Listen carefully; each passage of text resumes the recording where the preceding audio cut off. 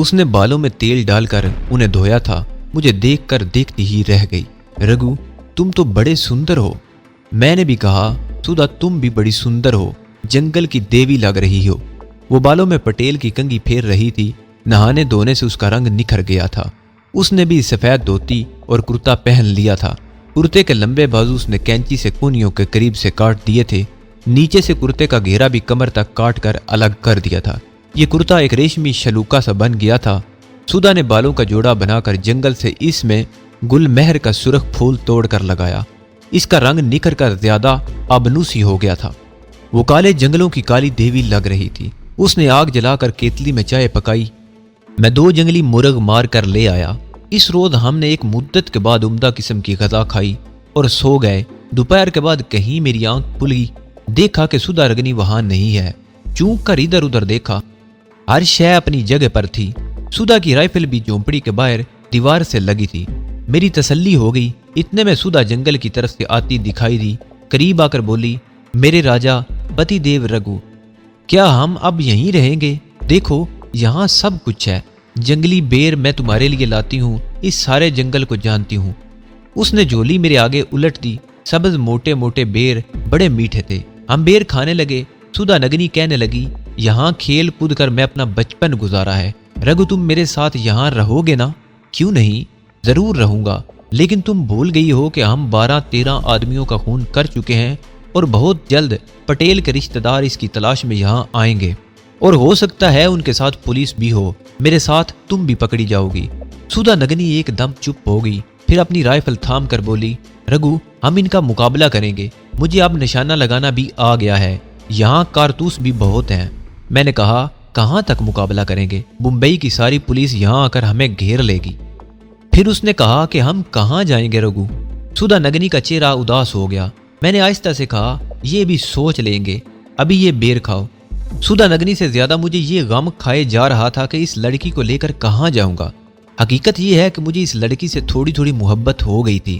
اس کا سوائے میرے اس دنیا میں دوسرا کوئی نہیں تھا۔ اپنے سسرال وہ واپس جا نہیں سکتی تھی، وہ لوگ اسے ضرور مار ڈالتے۔ یہاں وہ اکیلی رہ نہیں سکتی تھی۔ میں اپنے ساتھ اسے کیسے لے جا سکتا تھا؟ میرا مشن بے حد اہم تھا۔ مجھے ڈاکٹر افریدی کو بھارتی قید سے چھڑا کر بمبئی پہنچانا تھا۔ جس جنگل میں ڈاکٹر افریدی قید تھا، میرے اندازے کے مطابق یہاں سے وہ دریا کے اوپر کی جانب 50-60 میل کے فاصلے پر تھا۔ میں اس مشن میں سدھا نگنی کو ساتھ لے نہیں جا سکتا تھا۔ مجھے لے جانا بھی نہیں چاہیے تھا۔ آخر وہ ایک بھارتی لڑکی تھی اور میں پاکستانی جاسوس مسلمان تھا۔ اگر اسے یہ پتا چل گیا کہ میں مسلمان ہوں اور پاکستانی ایجنٹ ہوں تو اس کے اندر بھارت ماتا کا پیار بیدار ہو سکتا تھا اور وہ مجھے گرفتار بھی کروا سکتی تھی۔ کم از کم مجھے اسی طرح سوچنا چاہیے تھا۔ اس جنگل میں پٹیل کے ڈیرے پر بھی زیادہ دن نہیں رہ سکتے تھے۔ کچھ دن گزرنے پر جب قصبے میں پٹیل کے گھر والوں کو اس کی کوئی خبر نہ ملی تو عین ممکن ہے کہ اس کے بیٹے پولیس کی گارڈ لے کر یہاں پہنچ جائیں۔ میرا ذہن کسی نتیجے پر نہیں پہنچ پا رہا تھا۔ کافی سوچ بچار کے بعد میں نے یہی فیصلہ کیا کہ سدھا نگنی کو بے یارو مددگار چھوڑ کر نہیں جاؤں گا اور جہاں تک ممکن ہو سکا اسے اپنے ساتھ ہی رکھوں گا۔ آگے جو ہوگا دیکھا جائے گا۔ پٹیل کے ڈیرے پر ہمیں 5واں دن جا رہا تھا۔ ابھی تک اس کے گھر والوں کی طرف سے کوئی بھی اس کی تلاش میں نہیں آیا تھا۔ ایک روز سدھا نگنی دن چڑھے جنگل سے ناریل اور بیر اکٹھے کرنے چلی تو میں نے جھونپڑی والے ٹیلے پر جا کر دریا کی مغربی سمت کا جائزہ لیا کہ کہیں کوئی پولیس پارٹی اسٹیمر میں نہیں آ رہی۔ مغربی سمت کا جائزہ لیا کہ کہیں کوئی پولیس پارٹی تو اسٹیمر میں نہیں آ رہی۔ ٹیلا چونکہ اونچا تھا، وہاں سے دریا کا کنارہ شمال کی سمت دور تک دکھائی دیتا تھا۔ سدھا نگنی اپنے بیٹے سانپ کو کلائی میں لپٹے جنگل کی طرف اور میں ٹیلے کی طرف چل پڑا۔ ٹیلے پر بوڑھے کی جھونپڑی کے کھپریل ایک طرف جھک گئے تھے۔ میں نے دریا پر دور تک نظر دوڑائی۔ دریا کی سطح کی روشنی میں دور تک خالی تھی۔ پولیس کا کوئی اسٹیمر اپنی طرف آتا نظر نہ آیا، لیکن یہ بات یقینی تھی کہ پٹیل ایک سرمایہ دار آدمی تھا۔ اس کے پیچھے باقاعدہ رابطہ تھا اور اس کے رشتہ دار بھائی بندے کسی بھی روز یہاں پہنچ سکتے تھے۔ ٹیلے پر بڑی خوشگوار ٹھنڈی ہوا چل رہی تھی۔ میں ناریل کے درخت سے ٹیک لگا کر بیٹھ گیا۔ صبح کے 8-9 بجے ہوں گے۔ سدھا نگنی نے مجھے جوار کی روٹی چٹنی کے ساتھ کھلائی تھی۔ مجھ پر غنودگی طاری ہونے لگی۔ جی چاہا کہ کچھ دیر کے لیے سو جانا چاہیے، چنانچہ میں نے آنکھیں بند کر لی۔ میری رائفل، بلکہ یوں کہنا چاہیے کہ پٹیل کی رائفل اور گولیوں کی پیٹی میری گود میں پڑی تھی۔ मुझे नींद आ गई। कोई घंटा 1.5 घंटा तक सोता रहा। किसी चूंटी ने मेरी गर्दन पर काटा तो मेरी आंख खुल गई। मशरक की तरफ से बादलों के टुकड़े आसमान पर बढ़ते चले आ रहे थे। मैंने जमाई ली और चींटी को उंगलियों से मसलता हुआ उठा और टीले से उतरने लगा। उतरने से पहले मैंने एक बार फिर दरिया के शिमाल की जानिब निगाह डाली। किसी स्टीमर या कश्ती का दूर दूर तक नामो निशान तक न था। खुदी हुई जमीन पर पटेल के गुंडों की लाशें गलने सड़ने लगी थी और 2-4 गिद्ध इधर आ गए थे और आकर लाशों को बम्बोड़ रहे थे। मैं राइफल कांधे से लटकाए मजे मजे से टहलता पटेल के डेरे की तरफ जा रहा था। बादल आहिस्ता आहिस्ता आसमान पर छा रहे थे। सूरज इनके पीछे छुप गया था और दरिया पर छांव आ गई थी। मैंने सोचा कि सुधा नगनी जंगल से नारियल इकट्ठे करके ले आई होगी और उसे कहूंगा कि आज नारियल के दूध वाली चाय बनाए। इस किस्म की चाय मैंने एक बार मद्रास में पी थी। जंगल के किनारे दरख्तों में से होता हुआ मैं डेरे पर आ गया। झोंपड़ी का दरवाजा खुला था। डेरे की दीवार के पास एक कच्ची मंडेर ढह गई थी। जब मैं टीले की तरफ गया था तो ये मंडेर बिल्कुल सालिम थी। मैंने सोचा शायद कोई गीदड़ डर कर घबराहट में भागते हुए इस कच्ची मंडेर से टकरा गया हो। मंडेर जमीन से बमुश्किल 2 फीट बुलंद थी और डेरे के अहाते के इर्द गिर्द बनी हुई थी। अचानक मुझे जमीन पर मंडेर की गिरी हुई मिट्टी पर घोड़े के सुम्मों गहरे निशान नजर आए। मुझे जैसे बिजली का करंट सा लगा और मैं छलांग लगाकर मंडेर को फांद गया। राइफल मैंने अपने कंधों में मजबूती से थाम ली। झोंपड़ी का दरवाजा खुला था। यहाँ भी घोड़ों के सुम्मों के निशान थे। मैं राइफल साथ लिए झोंपड़ी में घुस गया। झोंपड़ी खाली थी, मगर इस आलम में थी कि वहां सिवाय खाली पलंग के और कुछ नहीं था। ना रेशमी बिस्तर और ना कपड़ों का बॉक्स, ना घी के कनस्तर और ना आटे चावल की बोरियां। मैं तेजी से बाहर निकल आया। समझ गया कि ये डाकुओं का कारनामा है, मगर अब मुझे सुधा नगनी की फिक्र थी। वो जंगल में गई थी। घास पर कुछ दूर तक घोड़ों के सुम्मों के निशान चले गए थे। आगे सुम्मों के निशान तो नहीं थे, मगर झाड़ियां घोड़ों के सुम्मों तले कुचली हुई थी। मैं बढ़ता चला गया। मैं दरख्तों की आड़ लेता कदम कदम आगे बढ़ रहा था। मैंने सुधा को आवाज दी और कोई जवाब न आया। दूसरी बार ज्यादा जोर से पुकारा। जंगल में सन्नाटा ही छाया रहा। मेरी कनपटियां तक धड़कने लगी। अब मुझे महसूस हुआ कि मुझे सुधा नगनी से कितना प्यार हो गया था। मैं उसके लिए जान तक कुर्बान करने को तैयार हो गया था। एक जगह जंगल में नारियलों के दरख्तों का झुंड था और बेरी के जंगली दरख्त भी थे। सुधा नगनी इस जगह नारियल और बेर लेने आई थी। यहाँ घास इस कदर खुदी हुई थी जैसे घोड़े इधर उधर टापते रहे हों। जमीन पर गुल मेहर का सुरख फूल पड़ा था। ये फूल सुधा नगनी अपने जोड़े में लगाती थी। मैंने फूल उठाया तो वो कुचला हुआ था। मैं फूल उठा ही रहा था कि मेरी नजर एक ऐसी शय पर पड़ी कि मेरा ऊपर का सांस ऊपर ही रह गया। ये सुधा नगनी के सांप बेटे की कटी हुई लाश थी। उसे तलवार या खंजर से 3 टुकड़ों में काट दिया गया था। उसके कटे हुए जिस्म पर चींटियां रेंग रही थी। मैंने सुधा नगनी के काले सांप बेटे को पहचान लिया था। सुधा का काला सांप बेटा हलाक कर दिया गया था। इसका मतलब था कि सुधा नगनी को डाकू अगवा करके ले गए हैं। सांप ने हमला किया होगा और किसी डाकू ने तलवार का वार करके उसके टुकड़े कर डाले होंगे। जंगल आगे जाकर घना हो गया था और घोड़े के सुम्मों के निशान भी गायब हो गए थे। मैं डाकुओं की तलाश में दूर तक निकल गया था कि अचानक मुझे दूर से किसी मोटर स्टीमर के बूमपों की धीमी सी आवाज सुनाई दी। मेरे कदम वहीं रुक गए। दरिया में दूर तक कोई स्टीमर चला आ रहा था। इस स्टीमर पर पटेल के रिश्तेदार और बेटे सवार होंगे और वो पुलिस को भी साथ लेकर आ रहे होंगे। अगर पुलिस ना भी हो तब भी उनकी नफरी ज्यादा होगी। वो हर किस्म के हालात का मुकाबला करने की पूरी तैयारी करके आ रहे होंगे और मैं अकेला ज्यादा देर तक उनसे नबर्द आजमा नहीं हो सकता था। अब मैं सुधा नगरी को तो भूल गया और मुझे अपनी जान बचाने की फिक्र पड़ गई। मैं जितना तेज दरख्तों में भाग सकता था झोंपड़ी की तरफ भागा। दरिया के किनारे जाकर शिमाल की तरफ निगाह डाली तो दूर एक स्टीमर या मोटर लॉन्च चली आ रही थी। अभी वो काफी दूर थी। मैंने झोंपड़ी में आकर चप्पल उतार कर अपने पुराने जॉगिंग बूट पहने, जिस्म के गिर्द चादर लिपटी। मेरी सारी बंदूकें और 303 की दोनों राइफलें, कारतूस और गोलियां वगैरह डाकू अपने साथ ही ले गए थे। सिर्फ वही राइफल और गोलियां बची थी जो मेरे पास थी। यहाँ सब्जी और फल काटने वाली एक छुरी थी। मैंने उसे अपनी धोती में अड़स लिया और सुधा नगनी का दिया हुआ सांप का मनका अपनी जेब में रख लिया। मैं एक बार फिर दरिया की तरफ आ गया। स्टीमर अब करीब आ गया था और उसके ऊपर लहराने वाला गुजरात पुलिस का नीला और गिरवे रंग का झंडा हवा में फड़फड़ाता साफ नजर आ रहा था। मैं छलांग लगाकर पटेल के दरिया के किनारे मोटर कश्ती में आ गया। जीना उतरकर मिट्टी के तेल का कनस्तर लेकर उस तेल को इंजन के पास उलट दिया। फिर कपड़े के एक टुकड़े को आग लगाकर फेंका اور باہر نکال کر جھونپڑی کی طرف دوڑ پڑا۔ موٹر کشتی کے انجن نے آگ پکڑ لی، اس میں سے پہلے دھواں اور پھر آگ کے شعلے بلند ہونے لگے۔ میں نے اپنی سمت کا تعین شمال مغرب کی طرف کر لیا تھا، کیونکہ اسی رخ پر بڑوتا اور احمد آباد کے وسطی جنگل پر وہ پرانا قلعہ نما کھنڈر تھا، جس کے زیر زمین لیبارٹری میں میرے ساتھی ایجنٹ امجد کے مطابق پاکستانی سائنسدان ڈاکٹر افریدی اور اس کی نوجوان لڑکی نورین قید تھی۔ ناریل کے جھنڈ میں سدھا نگری کے سانپ بیٹے کی لاش اب چیونٹیوں سے پوری طرح ڈھک گئی تھی۔ یہاں پہنچ کر مجھے پیچھے دریا کی طرف سے ایک دھماکے کی آواز سنائی دی۔ یہ پٹیل کی موٹر کشتی کے پھٹنے کا دھماکہ تھا۔ اس کے ساتھ ہی موٹر لانچ کے بمپور کی آوازیں بلند ہونا شروع ہو گئیں۔ معلوم ہوا کہ پولیس پارٹی دریا کے کنارے پہنچ چکی تھی۔ میں نے زیادہ تیزی سے بھاگنا شروع کر دیا۔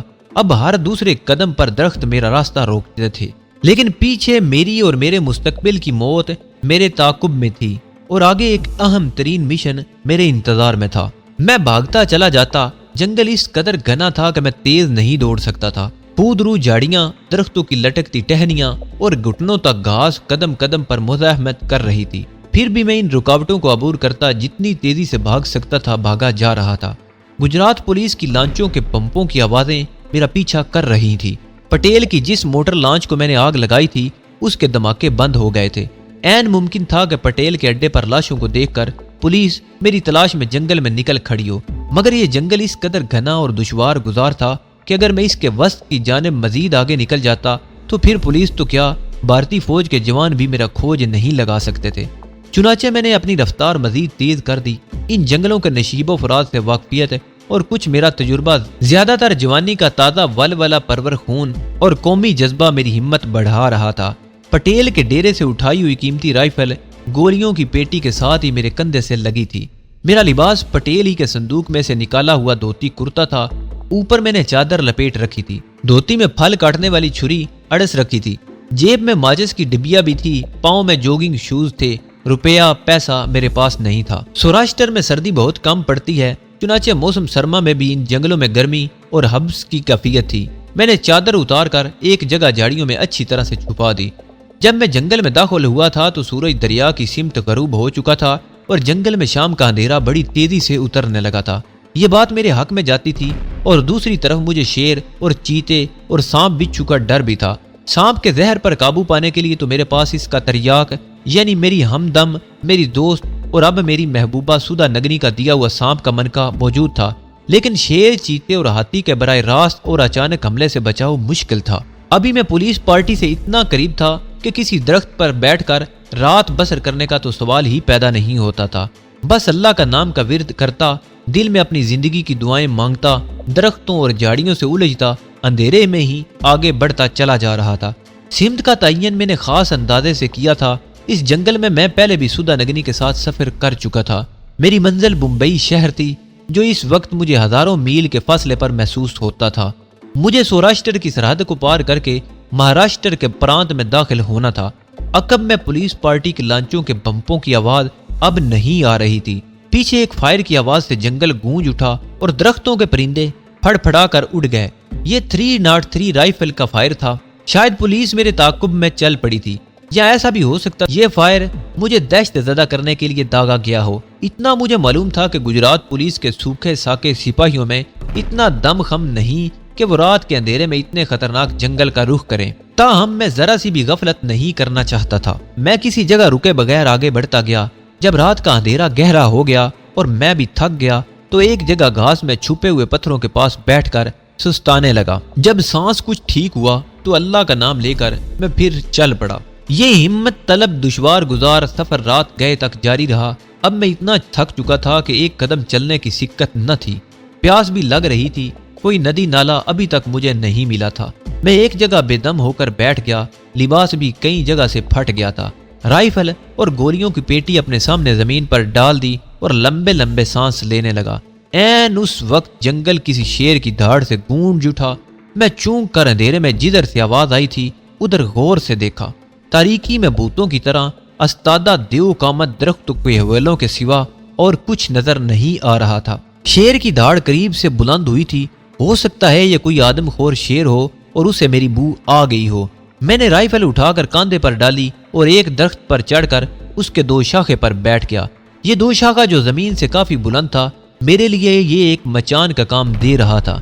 میں نے ایک موٹی سی ٹہنی سے ٹیک لگا لی اور مچھروں نے مجھ پر حملہ کر دیا۔ یہ ایک نئی مصیبت تھی۔ بہرحال مجھے اس مصیبت کا مقابلہ تو اب کرنا ہی تھا۔ میں نے دھوتی اتار کر اس میں اپنا سارا جسم لپیٹ لیا، صرف آنکھیں کھلی رکھی۔ کسی نے سچ ہی کہا ہے کہ نیند سولی پر بھی آ جاتی ہے۔ خدا جانے کس وقت مجھے نیند آ گئی اور میں اسی حالت میں درخت کی ٹہنی سے ٹیک لگائے سو گیا۔ چڑیوں کی چہکار سے میری آنکھ کھل گئی اور درختوں کے نیچے دن کی روشنی پھیلی ہوئی تھی۔ میں ایک پل کے لیے تو دم سادے وہیں بیٹھا ماحول کا جائزہ لیتا رہا۔ سوائے چڑیوں کی چہکار اور پرندوں کی بولیوں کے وہاں دوسری کوئی آواز نہیں تھی۔ درخت سے اتر کر میں نے دھوتی باندھی، چھری کو کرتے کی جیب میں رکھا، رائفل کے چیمبر کو چیک کیا۔ چیمبر میگزین سے بھرا ہوا تھا، پیاس سے حلق خشک ہو رہا تھا۔ کچھ دور چلنے کے بعد ایک جگہ پتھروں میں پانی کا چھوٹا سا جھرنا نظر آیا۔ اس جھرنے میں سے شفاف پانی بہہ کر ایک تلیا میں جمع ہو رہا تھا۔ جی بھر کر پانی پیا، منہ ہاتھ دھویا اور اللہ کا شکر ادا کیا اور اندازے سے ایک طرف روانہ ہو گیا۔ یہ سارے کا سارا علاقہ سطح مرتفع کا تھا۔ ناہموار پتھریلی زمین کو جنگلی دیودار اور سال کے درختوں نے ڈھانپ رکھا تھا۔ خدا خدا کر کے گھنا جنگل ختم ہوا۔ سامنے دھوپ کی روشنی میں پھیلا ہوا اونچا نیچا گھاس کا میدان تھا، جس کے آخر میں ایک جگہ درختوں کی چھاؤں میں کچھ جھونپڑے دکھائی دے رہے تھے۔ ان جھونپڑیوں میں ایک جگہ دھواں اٹھ رہا تھا۔ پاس ہی کچھ کھیت بھی نظر آئے۔ میرا لباس سوراشٹر کے آدمیوں جیسا تھا، لیکن میں ان لوگوں کی زبان روانی سے نہیں بول سکتا تھا۔ تاہم ایک حوصلہ تھا کہ رائفل میرے پاس ہے۔ میں جھونپڑیوں کی طرف چل پڑا۔ یہ سیدھے سادے نیم جنگلی دیہاتی تھے۔ میں نے یہ فرضی کہانی سنائی کہ شکاری ہوں، اپنی پارٹی سے جنگل میں بچھڑ گیا تھا۔ ان لوگوں نے مجھے مکئی کی روٹی اور دودھ پیش کیا۔ تازہ دودھ اور مکئی کی روٹی نے میرے جسم کی کھوئی ہوئی توانائی فی الوقت بحال کر دی۔ ان کی زبان جنگلی گجراتی تھی، جس میں مہاراشٹر پرانت کی بولی بھی شامل تھی۔ انہوں نے کچھ بول کر کچھ اشاروں میں مجھے بتایا کہ مہاراشٹر کی سرحد ایک دن اور ایک رات کی مسافت پر ہے۔ میں نے ایک دن اور ایک رات وہاں آرام کیا۔ بھری ہوئی رائفل کو میں نے اپنے سے الگ نہیں کیا تھا۔ اگلے روز میں تازہ دم تھا۔ یہاں سوئی دھاگے سے میں نے اپنے کپڑوں کی تھوڑی بہت مرمت بھی کر لی تھی۔ ان کی عورتیں جو چاندی کے زیورات سے لدی پھدی تھیں، میری طرف مسکرا کر دیکھ رہی تھی۔ ان لوگوں کی مہمان نوازی مجھے ہمیشہ یاد رہے گی۔ جب چلنے لگا تو انہوں نے مکئی کی 4 میٹھی روٹیاں باندھ کر ساتھ کر دی۔ میں نے ہندوؤں کی طرح انہیں ہاتھ جوڑ کر دھنیواد کہا اور اپنے سفر پر روانہ ہو گیا۔ میں نے ایک دن اور ایک رات کا یہ پرخطر جنگلی سفر کیسے طے کیا، کیسے سوراشٹر پرانت کی سیما پار کر کے مہاراشٹر کی سرحد میں داخل ہوا اور پھر کن جان جوکھوں سے منزلوں پر منزلیں طے کرتا مہاراشٹر کے ایک چھوٹے سے دیہاتی ریلوے اسٹیشن پر پہنچا، یہ الگ کہانی ہے اور مہم جوئی کی رونگٹے کھڑے کر دینے والی داستان ہے۔ اگر میری ٹریننگ اور جفا کشی ساتھ نہ دیتی تو میرا ان آدم خور جنگلوں سے زندہ نکل کر آنا محال تھا۔ جس وقت میں ریلوے اسٹیشن پر پہنچا تو میری داڑھی بڑی ہوئی تھی، لباس تار تار تھا، مچھروں کے کاٹنے کی وجہ سے چہرہ سوجا ہوا تھا، لیکن رائفل اور گولیاں اب بھی میرے پاس تھیں۔ میں سیدھا اس چھوٹے ریلوے اسٹیشن ماسٹر سے جا کر ملا اور اسے یہ کہانی گھڑ کر سنائی کہ میں آندھرا پردیش کا رہنے والا ہوں اور اپنی شکار پارٹی سے بچھڑ کر جنگل میں بھٹک گیا ہوں۔ میں تامل زبان میں بات کر رہا تھا، میرا رنگ بھی سانولا ہو گیا تھا۔ اسٹیشن ماسٹر ناٹے قد کا، ایک ادھیڑ عمر مرہٹا تھا۔ میں تامل زبان میں بڑی روانی سے بول رہا تھا۔ اسٹیشن ماسٹر کو میری داستان پر لازمی طور پر یقین کرنا ہی پڑا۔ وہ مجھے اپنے چھوٹے سے کوارٹر میں لے گیا۔ یہاں اس کی پتنی موجود تھی۔ مجھے ہینڈ پمپ کے نیچے نہانے کو کہا گیا، نئے کپڑے پہننے کو دیے گئے، کھانا کھلایا گیا۔ کئی دنوں کے بعد چائے پینے کو ملی۔ اسٹیشن ماسٹر نے مجھے بتایا کہ یہ مہاراشٹر کا ناپا ملی ریلوے اسٹیشن ہے۔ میں نے اسے کہا کہ بمبئی میں میرے بڑے بھائی کرشنم آچاری جی رہتے ہیں، میں ان کے پاس جاؤں گا، آپ مجھے کسی طرح مہربانی کر کے ممبئی شہر پہنچا دیجیے، آپ کی بڑی کرپا ہوگی۔ میں نے نہانے کے بعد ان پر اثر ڈالنے کے لیے پوجا پاٹ بھی کی تھی اور تامل زبان میں رامائن کے کچھ اشلوک بھی اونچی آواز میں پڑھے تھے۔ ماتھے پر کیرالا کے آچاریوں کی طرح وشنو دیوتا کا تلک بھی لگا لیا تھا۔ یہ اسٹیشن ماسٹر ویسے ہی بڑا نیک دل لگ رہا تھا۔ اس پر متضاد میری دھارمک سبھا سے بہت متاثر ہوا۔ اس نے مجھے تسلی دی کہ وہ مجھے ناما پلی سے بمبئی تک کا ایک ریلوے پاس بنا دے گا۔ تم یہ پاس راستے میں ٹکٹ چیک کرنے والے کو دکھاتے جانا، تمہیں کوئی کچھ نہیں کہے گا۔ میں نے اس مرہٹے اسٹیشن ماسٹر کے پاس 3 روز قیام کیا اور پھر سے تازہ دم ہو گیا۔ ایک رات کو مجھے ٹرین میں سوار کرا دیا گیا۔ میں نے اسٹیشن ماسٹر کا ہاتھ جوڑ کر شکریہ ادا کیا اور اسے دھنیواد کہا اور ٹرین مجھے لے کر بمبئی کی طرف روانہ ہو گئی۔ یہ بھی کافی لمبا سفر تھا۔ راستے میں کئی مقامات پر ٹرین بدلنی پڑی۔ رائفل اور گولیوں کی بیلٹ اب بھی میرے پاس تھی۔ مجھے خوب معلوم تھا کہ ابھی ایک اہم ترین اور خطرناک مشن میرے سامنے ہے۔